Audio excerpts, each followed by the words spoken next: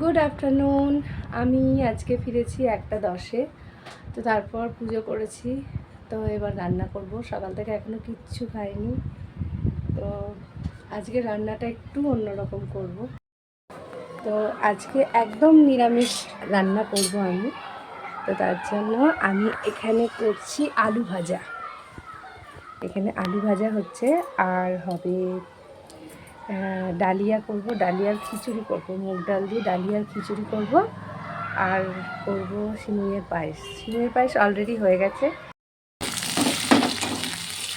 ছোট ছোট আলুগুলোকে কেটে পাতলা পাতলা করে কেটে ওগুলো গোল গোল করে ভাজি, আর তার সঙ্গে ডালিয়ার খিচুড়ি আমার দারুণ লাগে, আর আমার মেয়েরাও খুব ভালোবাসে। আর অবশ্যই খিচুড়িতে একটু ঘি ছড়িয়ে দেবো ওপর থেকে।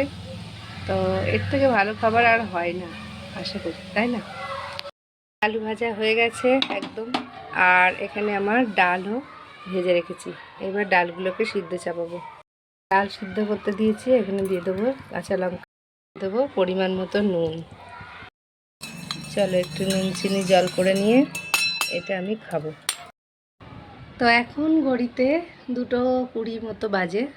তো আমি পুজো দিয়েছিলাম, তো সেই প্রসাদ খাবো। প্রসাদ খেয়ে তারপর একটু নুন চিনি জল করেছি, ওটা খাবো। তারপর রান্না কমপ্লিট হলে, মেয়েরা বাড়ি আসলে, তারপর যখনই ওরা আসুক, 4টে 4:30 আসলে, তখন খাওয়া দাওয়া করবো। তো আগে ডালিয়ে নিয়েছিলাম, ওটাকে পুরো ধুয়ে নেবো।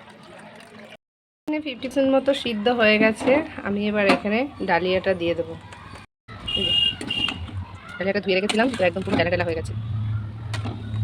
ডালিয়াটা ধুয়ে আরেকটু জল দিয়ে দেবো। এখানে হলুদ দিয়ে দেবো। এখানে আমার খিচুড়িও একদম হয়ে গেছে, তো এখানে অল্প একটু চিনি দিয়ে দেবো আমি, স্বাদটা বাড়ানোর জন্য। ব্যাস, একটু ঘি দিয়ে দিলাম, ঘিটা কম হয়ে গেল। আর খিচুড়ি একদম ডান। তো এই হলো আমার আজকের রান্না, ডালিয়ার খিচুড়ি, এই আলু ভাজা, আর এই সিমইয়ের পায়েস। তো আজকের ব্লগটি আমি এখানেই শেষ করছি। সবাই ভালো থাকবেন, সুস্থ থাকবেন। আবার দেখা হচ্ছে নেক্সট কোনো ভিডিওতে। টাটা।